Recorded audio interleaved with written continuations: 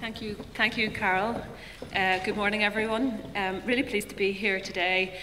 Very hard to follow, Maureen, I have to say, so you have to bear with me. And I might need to exnovate some of these slides because I just realised that 15 minutes and I thought we had 20. So, Alice, you're going to keep me right on the timing anyway.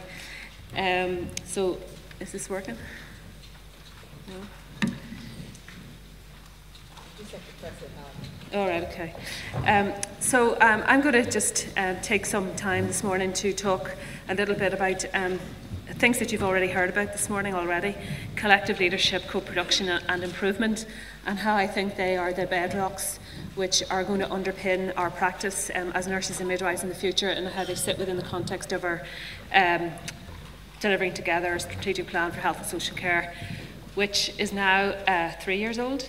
And this year, so it's a 10-year plan, and we're three years through that journey. And so you'll see here the photograph of Raphael Bengoa, who produced the report Systems Not Structures. And Raphael is an improvement, expert, guru, believer. And he says that any world-class system that aspires to be the best that it can be must really focus strongly on improvement methodologies, because it gives everybody the opportunity to have a say and brings everybody into the room. And as Maureen says, with the motto, all teach, all learn. So we all have something to contribute and something that we can bring to the table, and also something to learn. And I think that this is a key enabler of delivering together, because we've got to learn about what's working well in our system and how we can spread that across Northern Ireland. And I think it's important for us as nurses and midwives to remember and to, I suppose, grasp the nettle in terms of the leadership role that we have. And as again Maureen has said, sometimes nurses are a little bit shy in articulating and midwives too, what we do well and what we can offer in terms of improvement. And last night I was speaking to the aspiring nurse directors, and I was saying to them, you know, I'm not sure that size really matters, but we are 32% of the workforce, and what that enables us to do is actually lead the change that we need to happen in our system, because there's so many of us in those two professions who can take that forward. And nurses and midwife are still the profession who have the most clinical time with the person who's receiving care. So if we're really going to focus on improvement, we have to invest in training our people and our nurses and midwives. And hopefully I'll be able to show you later where we're at in terms of the improvement approach we've taken and the numbers that we've got in our system with different levels of skill. But it's important that improvement sits alongside implementation science that we need for scale and spread, system science, and human factors, because they're all interconnected and interrelated, and they're about how we as people work with and for each other, and none of these things can happen in isolation. And I think that this really is the role of the leader in the future, is to be able to develop these attributes in our staff going forward, if we're going to be a world-class health and social care provider. The research tells us then that there are 5 key things that all great leaders can demonstrate and have the attributes are. The first is around being person-centred, both in word and deed, being authentic in your presence, being connected with people, demonstrating it in our behaviours. So it isn't just saying it, it's actually walking the walk. Being outward-looking and visionary and having common purpose and generating that purpose with others. So you know, a collective approach to the vision and getting buy-in and support for that. Sharing evidence-based decisions, and this is getting more into the collective leadership and the co-production approaches where people are involved and come to a common decision so that everybody can agree the stated outcome. And I'll talk a little bit more about co-production in a few moments. And then being reflective and outcome-focused and improvement-orientated, and using them to underpin our thinking as we move through improvement journeys. and being self-aware and using reflectivity as a skill. Many of us do that now. We've been needed to do that for revalidation, but I think it's always been a skill set that nursing has used in an informal way, and I suppose this is an opportunity to bring that reflective practice to the fore and help to use it to create conversations with others. And finally then to empower others to be followers and leaders. And that's very much in the coach space, which again I hope to be able to talk a little bit about later, but helping others to develop their skills to lead and develop and improve, starting with small scale change, working with a mentor or a coach and building that up over time. And I suppose I was saying to some people here, I've just started my improvement advisors training, so I am one of those people who's learning, and I'm looking around the room to who can be my coaches for the next year in helping with me define my project and my aims and how I'm going to take all that forward. So we all need to learn and work together to support the development of good quality outcomes and the leadership role which we and as nurses and midwives have in our system. So I think those top 5 points are reflected very much in our collective leadership strategy, and you'll see when you read through it those elements jumping out at you in that strategy. And the important thing about the strategy is that it's only a strategy. What's really important is we take that and implement it and live out the values and behaviours that are identified and articulated in it. I think talking about collective leadership and the principles of value-based leadership and relationships and behaviours is the other side of the coin of co-production, actually, because the principles of both are very, very similar. And co-production, simply as you've heard Maureen speak so eloquently about, is connecting and releasing the value through people. And the people is everybody in this room, it's everybody in the health and social care system, but it's also everybody in Northern Ireland who can come together to create a change for good. And to quote Myron Rogers' maxims, people will own the change that they create. They'll feel a sense of belonging, they'll want to implement it, they will own it and shape it and develop it and make sure that it happens. And I think that's the beauty of improvement, is working in that co-production approach. Everybody has something to bring to the conversation and we can all learn together, and therefore we all have shared ownership of the approach. And it's not one which is based on positional power or hierarchies or authority.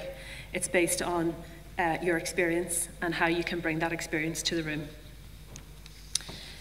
It was Don Berwick himself, again, who Maureen has spoken about this morning, that said the lived experience voice should be heard and heeded at all times, even when that voice is only a whisper. And I think for me this signals the importance of patient stories, and Maureen's used many of them this morning, and the power of those in helping us to create the change. When we did some work on patient experience, patients told me directly that they were always giving feedback, but they never got to be involved in the change, and they never really saw the outcome, and nobody ever came back and told them what they had changed as a result of the feedback. And I think the introduction of co-production to our system and as a foundation to our Delivering Together plan enables us to change that, because it enables us to have the feedback but also to work with those people then to make that change happen. But it does mean that we need to be much more open in order to make things better for people. So we have to accept feedback, which sometimes isn't always positive. We have to be willing to hear that, and we have to be willing to work with that in a way that's non-judgmental, and although you might feel personally challenged, that you're able to work in partnership with others. And we've had many examples in Northern Ireland where we haven't always been as open as people might have expected of us, and have suffered a lot of criticism in our service for that. And I think that we just need to remember that I believe everybody comes to work to do a good job. Nobody comes in to do harm or wrong or be bad. And when we get things wrong, sometimes we get them horribly wrong. and the consequences of that can be devastating for patients and families. But as long as we're open about that and truthful and willing to learn, I don't think anybody can hold it against you in your practice. But I would encourage us all to be open and to think about the code and what it says in the NMC code in relation to openness, transparency and honesty, and use that as a positive step going forward to engage with the people we provide care to. Bill Gates says that our success has been his success has really been based on partnerships from the very beginning, and I think this is evidence of co-production happening outside of health, and again shows the power of co-production, which has been very well shared with us this morning. In terms of partnership working, it's bringing together the staff who work in our system, their experience, people with lived experience and their experience, families and carers who often have a different perspective, and then communities, people who have an interest in health and social care but maybe haven't been directly involved or are not giving us specific feedback. And that's how we get the best partnership working, is bringing all those people into the room together. And that's what we tried to do when we were building the co-production guide. So we had people with lived experience, at least half of the group had lived experience. We had people from the community and voluntary sector. We had staff in different organisations bringing their experience, and we had carers who brought their experience to the table, all very different. But what we ended up with over a series of time is a much better product than I think if we in the department had sat in a darkened room and tried to write a guide. Those groups brought challenge to the room. They challenged us to do things differently, to use different language, to use different approaches, to use different principles, to hold meetings in a different way, to use venues that were appropriate to communities and not healthcare staff, to shape our agendas that meant something to those people coming into the room, not our agendas, and to use language that everybody understood, not our acronyms and our health and social care language. In terms of the guide, there are 8 key steps in the book itself, which I think we can replicate in our practice. We don't have to use them exclusively when we're doing co-production or engaging in a co-productive way.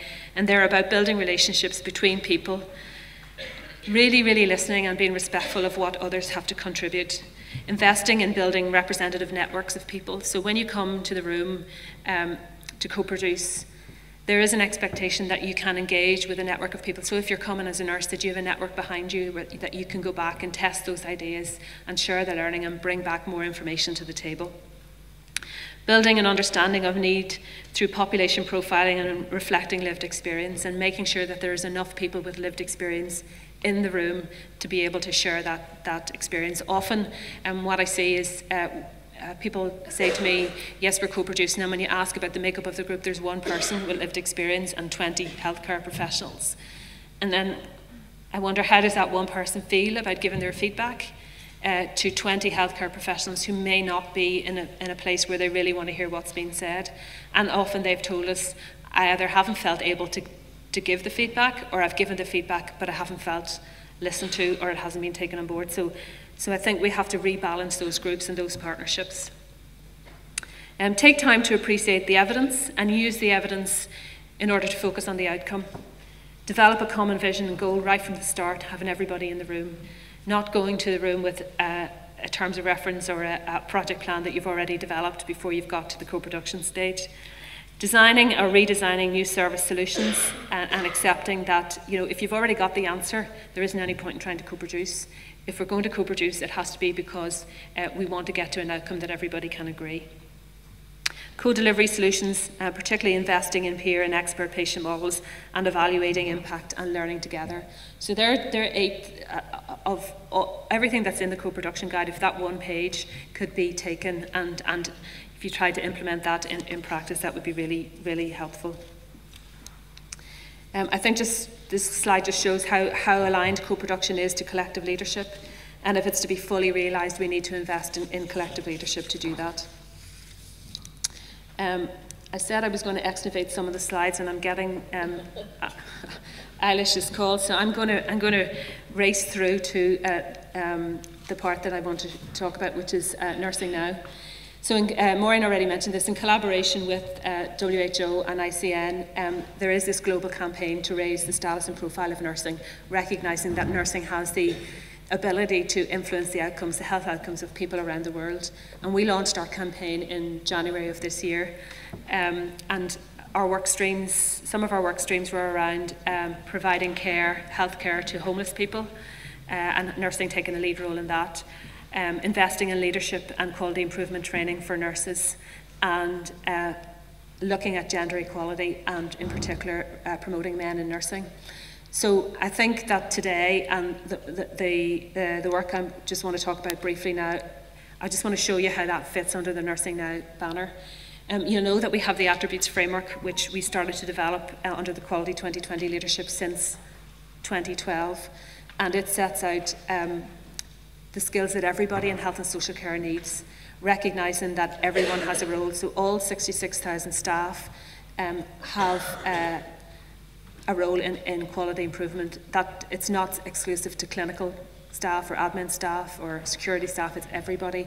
And then you can see the inverted triangle in order to strengthen, deliver, drive and direct improvement across health and social care.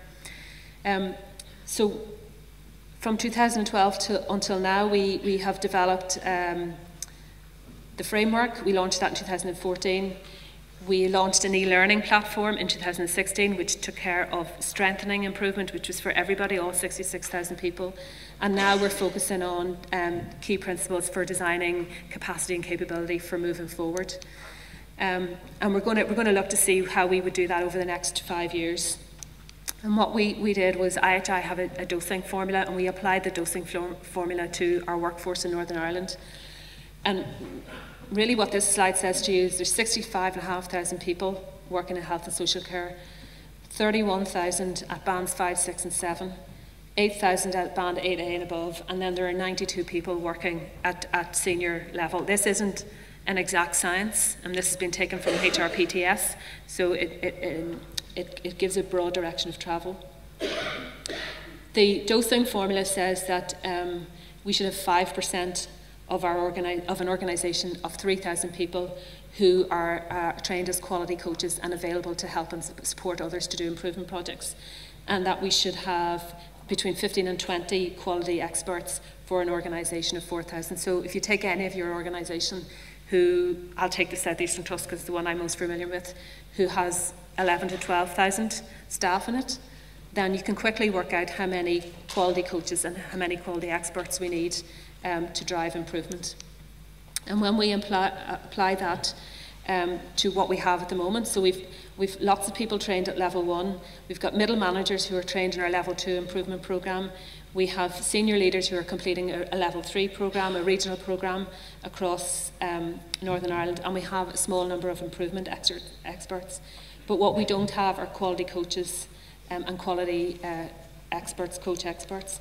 And you can see there when we map our numbers to this slide that we've got 43% of our staff trained in level 1 of our improvement framework, and I think that's remarkable progress. So that's nearly half the staff in our health and social care system have an understanding of improvement. At level 2, we have 8%, and remember we'd set ourselves a target of 5%, so we've exceeded that target. At level 3, we've only got 2.8% trained, so we've got some work to do there. And we've got about 18% at expert level. So we have quite a lot of people who've had training, but what we're missing is the quality coaches who can support them to take forward improvement work. So our capability to do this is limited by the fact that we have less than 50 coaches and less than 10 quality experts. So my call to you today is to think about how this sits within your organisation and to use this approach for nursing, and let's look to see what we've got within nursing and midwifery, and then where we need to channel our resources to maximise our capability for improvement. So, and just to finish, the nurse or the midwife of the future,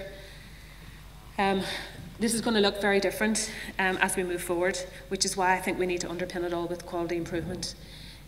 We're looking for people who will be a coach, who will be able to support others, facilitate people, whether it's staff or citizens. We're looking for increased capacity. We're looking for people to work at the top end of their licence. And you'll know about the work that's ongoing in relation to new roles around advanced practice and consultant nurses. We're looking for people to be digitally be capable, and we're looking at what requirements we need to put into our undergraduate curriculum in that regard. We're looking for people to work in full and equal partnership as a member of the multidisciplinary team and recognise that they have equal value and equal contribution in that multidisciplinary team. We're looking for people who can focus on population health and population health management skills in order to bring the evidence to the table around where we can best achieve better outcomes for our population. We need people to continue to be researchers and to grow that research programme in order to generate new knowledge for the body of evidence around nursing and midwifery. We want our nurses and midwives to be expert clinical practitioners and to focus on personalised medicine, and that's very much in a person-centred care approach and an individual approach to each individual client or patient, and to use Maureen's phrase, what matters to them, and how we shape their care around that. So I think we have some really big challenges ahead, and I think our undergraduate programme will support us to do that. And my message to you is that nursing and midwifery have a really key role to play in leading this transition, this programme. One, because of size, but two, because of the expertise and the capability that we have within the two professions to do that. And in order to achieve that, my focus for next year is to work out what we need to do in terms of quality improvement and how we continue to excel and grow our skills in that field. So thank you for listening. I'm sorry I overran slightly, and I'm really looking forward to hearing the quality improvement presentations later this morning. Thank you.